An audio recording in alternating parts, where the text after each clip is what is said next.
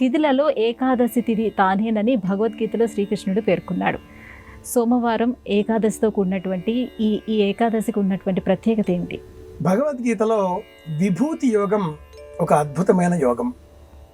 ఈ విభూతి యోగంలో అక్షరాలలో అకారము, ఋతువులలో వసంత ఋతువు, వేదాలలో, విశాల విశ్వంలో, పక్షులలో, సమస్త జీవకోటిలో, చరాచర ప్రపంచంలో తానెవరో చెప్పిన ఆ పరమాత్ముడు తిథులలో ఏకాదశిని నేనే అంటూ వివరించి ఉన్నారు. ఏకాదశి తిథికి ఉండే ప్రాశస్త్యం ఏమిటి అనుకుంటే, పురాణాలు అనేక కథనాలను మన ముందు ప్రస్తావిస్తాయి.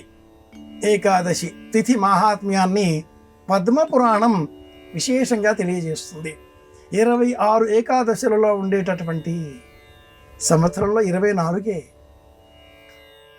ఏదైనా సంవత్సరంలో అధిక మాసం వచ్చినప్పుడు, అంటే ఈ వచ్చే విశ్వావసు కాకుండా ఆ తదుపరి వచ్చేటటువంటి పరాభవనామ సంవత్సరంలో జ్యేష్ఠ మాసం అధిక మాసం, ఇది క్రోధి, వచ్చేది విశ్వావసు, ఆ తదుపరి వచ్చేది పరాభవ. జ్యేష్ఠ మాసంలో అధిక మాసం రాబోతుంది, ఇది జ్యోతిష శాస్త్రం చెబుతుంది. అలా వచ్చినప్పుడు మరి ఒక 2 ఏకాదశులు వెరసి 26 ఏకాదశులకు వేరువేరు పేర్లు, వేరువేరు కథనాలు, ఆహారాన్ని స్వీకరించే సమయంలో వేరువేరు సందర్భాలు అనేకం ఈ ఏకాదశి మహాత్మ్యం తెలియజేస్తుంది. అందులో ఒకటి మాఘమాసం కృష్ణపక్షంలో వచ్చే ఏకాదశి విజయ ఏకాదశి అని ఈ ఏకాదశికి ఉన్నటువంటి పేరు. పూర్వం కుబేరుని ఆస్థానంలో లుంపకుడు అనే పేరు గల ఒక పుష్ప సేకరణ చేసేటటువంటి సేవకుడు ఉండేటటువంటి వ్యక్తి.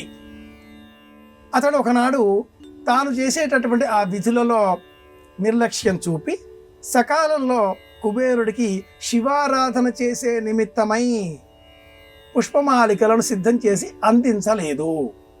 దానితో ఆగ్రహించిన ఆ కుబేరుడు లుంపకుడిని మానవ రూపం ధరించి భూలోకంలో జీవించవలసినదిగా శపించాడు. అనంతరం ఏం చేస్తే ఈ పాపం పోతుంది అని అడగగా, మాఘమాసం కృష్ణపక్షంలో వచ్చే ఏకాదశి నాడు ఉపవాస వ్రతం పాటించినట్లయితే ఆ పుణ్యఫలం కారణంగా శివాపచార దోషం తొలగిపోతుంది అని వివరించాడు. ఆ కారణం చేత లుంపకుడి పేరుతో ఈ ఏకాదశికి ఆ నియమం పాటించి విజయం సాధించిన కారణం చేత విజయం సాధించినటువంటి ఉద్దేశ్యం ఇక్కడ ఉంది కనుక విజయ ఏకాదశి అనే పేరును పురాణాలు వివరిస్తాయి. శివ సంబంధితమైన జ్ఞానాన్ని పెంచుకోవలసిన మాసం మాఘమాసం, అందులోనూ కృష్ణపక్షం. ఇది ఈ ఏకాదశికి ఉండే ప్రత్యేకం. అలాంటి ఏకాదశి సోమవారం నాడు వచ్చినట్లయితే మరింత అదృష్టం, మరింత యోగదాయకం, మరింత ప్రత్యేకం అని చెప్పుకోవాలి. సోమవారం నాడు సాయంత్రం వరకు శరీరం సహకరించినట్లయితేనే సుమా ఉపవాస వ్రతం పాటించి నమశివాయ అంటూ శివనామస్మరణతో కాలం గడిపి శివుడిని అభిషేక సేవ నిర్వహించిన అనంతరం ఓం నమశివాయ అనే పంచాక్షరి మహామంత్రాన్ని 12 సార్లు పలికితే చాలు. 12 ఆదిత్య రూపంలో ఉండేటటువంటి ఆ శివస్వరూపంతో కూడుకున్నటువంటి ఆదిత్య రూపంతో కూడుకున్నటువంటి పరమాత్ముడు రుద్రుడు మనకు అనుగ్రహాన్ని అందిస్తాడు అని శివపురాణం వివరిస్తుంది. సోమవారం ఏకాదశి. మనం చేసేటటువంటి సమస్త కర్మలు 10 ఇంద్రియాలపైన ఆధారపడి ఉంటాయి. 5 కర్మేంద్రియాలు, 5 జ్ఞానేంద్రియాలు వెరసి ఈ 10 ఇంద్రియాలపైన ఉండేటటువంటి 11వ విషయం మనస్సు. ఏకాదశ అధిష్టాతగా చెప్పబడ్డ ఏకాదశి తిథి.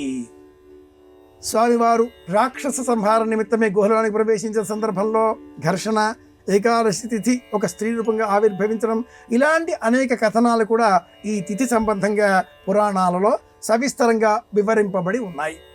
మాఘమాసంలో కృష్ణపక్షంలో ఏకాదశి మట్టుకు శివానుగ్రహం పొందే విధంగా మనం స్వీకరిద్దాం, శివస్మరణ చేద్దాం, ఏకాదశి సందర్భంగా ఉపవాస వ్రతం పాటిద్దాం. ఇది విజయ ఏకాదశి నేపథ్యం.